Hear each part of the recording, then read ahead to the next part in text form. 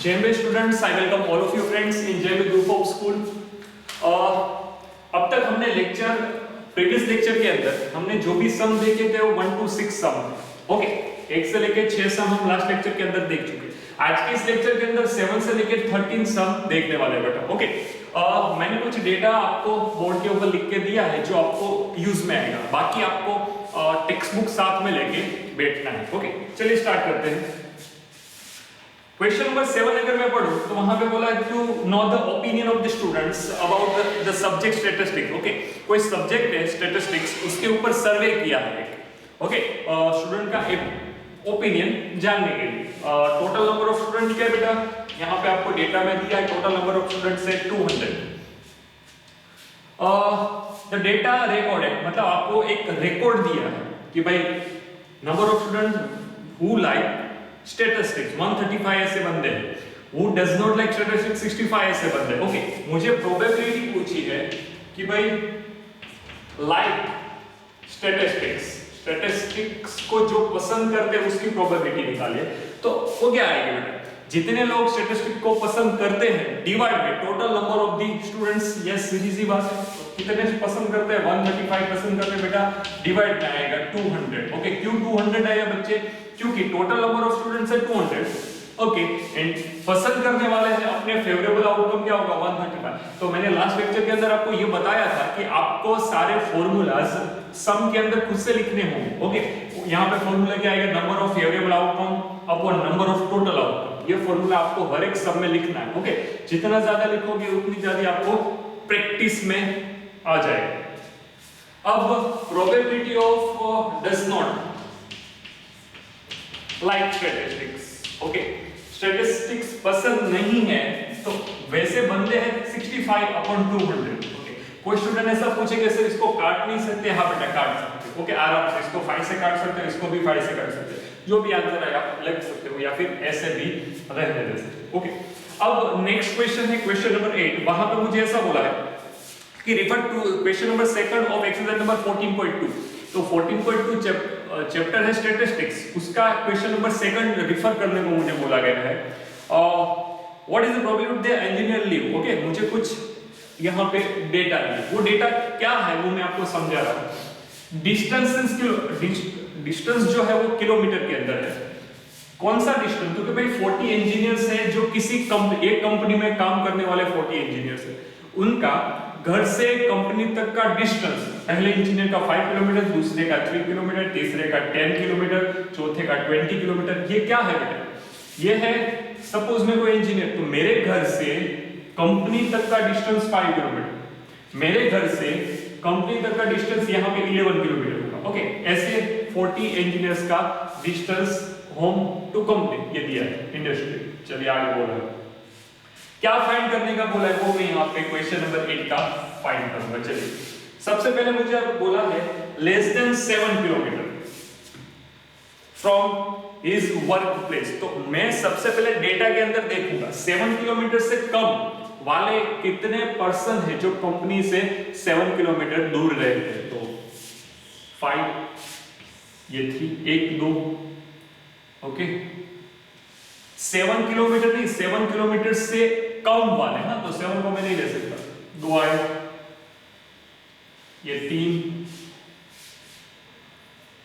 4, 5, 6, 7, 8, 9, okay. तो आप मैंने जो राउंड किया उसके अलावा कोई भी नंबर 7 से कम नहीं दिख रहा होगा, तो टोटल 7 किलोमीटर से कम रहने वाले, मतलब 7 किलोमीटर डिस्टेंस से कम डिस्टेंस में रहने वाले पर्सन कितने मिले, 1 2 3 4 5 6 7 8 9, ओके। तो मैं यहाँ पे लिखूंगा प्रोबेबिलिटी ऑफ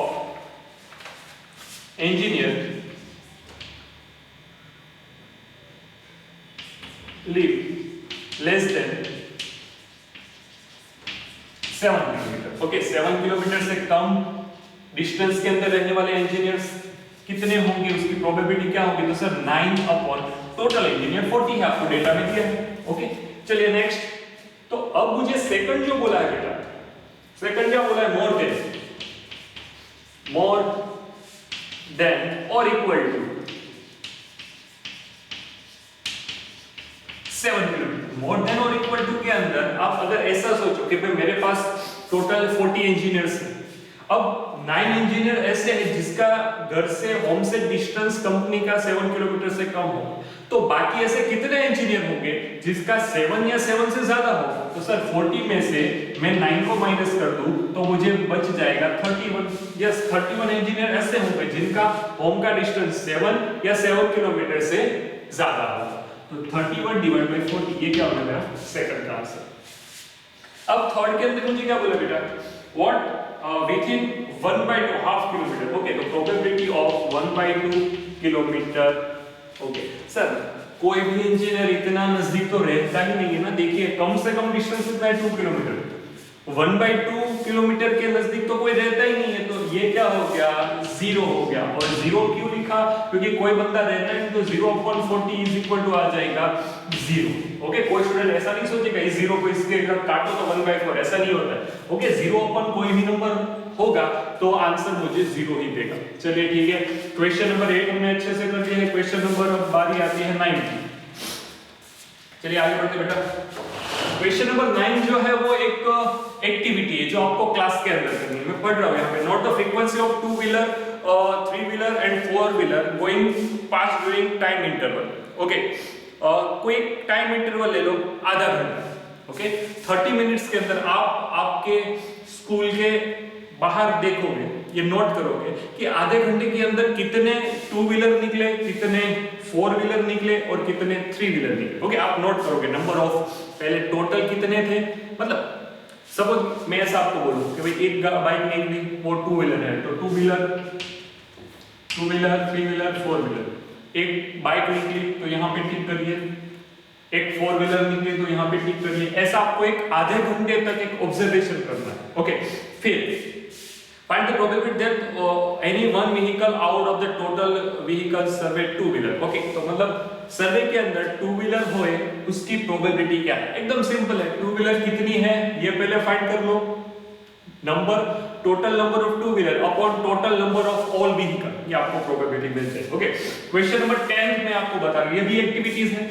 मुझे ऐसा बोला, ask the student in your class to write 3 digit number, मतलब आपके क्लास के सारे बच्चों को 3 डिजिट्स नंबर लिखने का बोलो रैंडमली। ओके, कोई लिखेगा 313, कोई लिखेगा 102, कोई लिखेगा 505, कोई लिखेगा 119, ऐसा कोई भी लिख सकता है। ओके, फिर ऐसा बोला, what is the probability that number written by him or her divisible by 3। चलिए, कोई भी नंबर डिविजिबल बाय 3 है वो कैसे पता चलेगा, जब मैं उसका मतलब हर एक डिजिट का एडिशन करूंगा और वो जो नंबर मिलता है वो 3 के टेबल में होगा। ओके, तो मैं ये बोल सकता हूं कि भाई नंबर जो है वो डिविजिबल बाय 3, तो इसकी मुझे probability. Okay, remember that the number divisible by 3 यहां पे वही दिया है। ओके, डिविजिबल बाय 3 मतलब क्या बेटा, अगर आपने 3 डिजिट का कोई नंबर पसंद किया जैसे कि 3 2 4 324, ओके, ये डिविजिबल बाय 3 है या नहीं कैसे पता चलेगा, 4 + 2 6 6 + 3 9, तो 9 नंबर डिविजिबल बाय 3 है, हाँ है, तो मैं इस नंबर को डिविजिबल बाय 3 बोल सकता हूं। ओके, ऐसे आपको नंबर फाइंड करना, डिविजिबल बाय 3 है उसकी प्रोबेबिलिटी फाइंड करनी आपको आ जाए। अब बारी आती है क्वेश्चन नंबर 11 की बच्चे। क्वेश्चन नंबर 11 अगर मैं देखूं, मुझे कुछ ऐसा बोला है 11 bags of wheat flour, मतलब गेहूं का आटा है। ओके, ईच मार्क 5 किलोग्राम, मतलब हर एक के ऊपर 5 किलोग्राम का मार्क किया। कितने total number of, question number 11 लिख रहा हूं, टोटल नंबर ऑफ बैग्स कितने हैं 11। ओके, हर एक के ऊपर 5 किलोग्राम मार्क किया हुआ है, सही बात है। एक्चुअली क्वांटिटी वेट ऑफ जो भी एक्चुअल में वेट है वो इस प्रकार से है, 4.97 किलोग्राम, 5.05 किलोग्राम, 5.09 किलोग्राम, 5.03 किलोग्राम, ऐसा अलग अलग का है। Okay, find the probability that this bag chosen at randomly contain more than. Okay, तो probability of more than 5 kg of flour जो भी आता है उसका मोर देन 5 से ज्यादा, याद रखिएगा। तो डेटा है उसके अंदर से कौन से ऐसे डेटा है जो 5 किलोग्राम से ज्यादा है, एक 5.05, दूसरा 5.08, तीसरा 5.03, चौथा 5.06, फिर 5.08, फिर 5.04, फिर 5.07। इन शॉर्ट टोटल में गिनो तो 7 डेटा ऐसे हैं जो 5 किलोमीटर से ज्यादा। ओके, डिवाइड हो गया मेरा सब। क्वेश्चन नंबर 11 हो गया। अब बारी आती क्वेश्चन नंबर 12 की बेटा। क्वेश्चन नंबर 12 के अंदर मुझे यहाँ पे कुछ ऐसा बोला है, in question number 5th of exercise number 14.2। फिर से एक्सरसाइज नंबर 14.2 का क्वेश्चन नंबर 5 मैंने यहाँ पे, ओके, एक्सरसाइज 14.2 का क्वेश्चन नंबर 5 मैंने आपको यहाँ पे लिख के दिया है। और we were asked to prepare the frequency distribution table। यहाँ पे मैंने frequency distribution table भी आपको बना के दिया। कैसे बनाएंगे इसके बारे में हम डिस्कशन चैप्टर नंबर 14 में करेंगे। ओके, इसके आगे वाले चैप्टर में। चलिए, regarding the concentration of sulfur dioxide in air in the parts per ppm, एक यूनिट होता है। ओके, किसी भी गैस का मॉइस्चर एयर में जानने के लिए एक यूनिट होता है ऑफ सर्टेन सिटी। फॉर कोई सिटी है जिसके एक मंथ का जो भी SO2 सल्फर डाइऑक्साइड का एयर के अंदर कितना अमाउंट में वो घुल मिल गया है। ओके, ऐसा बोल सकते हैं कितना मॉइस्चर उसका है SO2 का, वो यहाँ पे डेटा दिया है। यूजिंग द टेबल का यूज करके find the probability the concentration of SO2 मतलब सल्फर डाइऑक्साइड इन इंटरवल 0.12 से लेके 0.16 on any of this days. Okay, तो चलिए सर, आपने ये क्या बनाया? मैंने यहाँ पे डेटा को ऑब्जर्व किया। ओके, डिस्ट्रीब्यूशन टेबल कैसे बनाते बेटा? सबसे पहले मैं डेटा को ऑब्जर्व करूंगा। डेटा के अंदर सबसे कम वाला नंबर है 0.01 और सबसे ज्यादा वाला है 0.0 सबसे ज्यादा वाला आपको यहाँ पे दिखेगा 0.22 शायद। हाँ, ओके, चलिए, अब आपको क्वेश्चन के अंदर बोला है कि भाई 0.012 से लेके 0.016 मतलब गैप कितने का होना चाहिए? 0.04 का गैप होना चाहिए। तो मैंने डेटा ऐसे बनाया 0.00 से लेके 0.04, 0.04 का गैप होगा, हर एक को देख लीजिए। फिर मैंने क्या नोट किया कि भाई इसके बीच में आने वाले डेज, नंबर ऑफ डेज कितने हैं? तो आप देखोगे 0.004 तक, तो एक 0.04 को मैं नहीं लूंगा क्योंकि जहां से स्टार्ट होगा, देखो यहाँ पे 0.004 स्टार्ट होगा, तो मैं इसी के अंदर 0.04 को इंक्लूड करूंगा। मैं इस नंबर को 0.04 को यहाँ पे इंक्लूड नहीं करूँ। जहां से डेटा स्टार्ट होता है, यहां से स्टार्ट हो रहा है, तो इसी के अंदर इंक्लूड करूंगा। ओके, 1 2 3 एंड 4 आ गया। ओके, कौन कौन से? 1 फिर 2 फिर 3 फिर 4 हो गए बेटा। अब 0.04 से लेके 0.08 तक कौन से है वो डेटा? तो 0.08 को इंक्लूड नहीं करूंगा, ये बात आपको पता होनी चाहिए। पहला 1 2 3 4 5 6 7 8 9। ओके, तो आप रेड चौक से जो मैंने बताया वो 9 डेटा होगा। ऐसे आपको 0.08 से लेकर 0.012 तक का डेटा अगर फाइंड करना है, ओके, तो कोई अलग चौक से बता दे ताकि आपको पता चले। 0.08 वाला भी आ जाएगा, तो 1 2 3 फिर 12 को नहीं लेना है, 12 को इसमें लेंगे। 1 2 3 फिर ये 4 ये 5 ये 6 ये 7 ओके, ये 8 और ये 9। ओके, तो 9 बन गया। देखो ऐसे ही आपको हर एक ऑब्जर्वेशन करना है।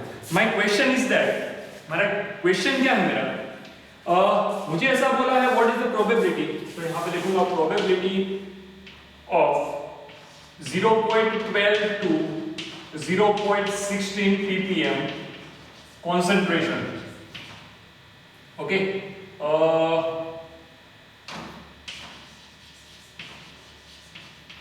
इतना कंसंट्रेशन होगा उसकी प्रोबेबिलिटी फाइंड करो। किसका 0.12 से लेके 0.16, तो यहाँ पे देखूंगा कितना है, 2 है, तो 2 upon total number of days कितने दिए 30, तो मेरा आंसर क्या 1/2, ये हो गया आपका probability. Okay, last question of this exercise, question number 13। चलिए बेटा, क्वेश्चन नंबर 13 के अंदर मुझे क्या बोला है, question number 1 in exercise 14.2।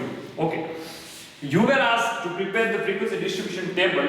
Okay, table बनाना है, ब्लड ग्रुप ऑफ 30 स्टूडेंट, 30 बच्चों का मैंने यहाँ पे ब्लड ग्रुप लिखा है, of a class. Use this table, okay, to determine the probability that the student of this class selected randomly for blue AB group. AB group है, उसकी probability मुझे फाइंड करनी है। तो यहाँ पे मैं डिस्ट्रीब्यूशन टेबल बनाऊंगा, ओके, कि भाई number of students and group, फिर ब्लड ग्रुप बोल सकते हो। ओके, चलिए ब्लड ग्रुप का टाइप कौन कौन सा है, तो सबसे पहले मैं O लिखूंगा, फिर A लिखूंगा, फिर B लिखूंगा, फिर AB लिखूंगा। ओके, आपको पता चल जाएगा ना। O वाला कितना है, 1 2 3 4 5 6 7 8 9 10 11 12 12 लिख दिया यहाँ। A वाला कितना है, 1 2 3 4 5 6 7 8 9, यहाँ पे 9 आ गया। ओके, बी वाला कितना है, 1 2 3 4 5 6 6 आ गया। अब ए बी वाला कितना है, 1 2 3 ओनली 3। इसका टोटल कितना आना चाहिए बेटा, 30 आना चाहिए। देखिए तो ये 18 बन गया, ये 12 बन गया, आ गया 30। ओके, 30 आ रहा है मेरा, तो हम सही है। अब मुझे probability of which blood group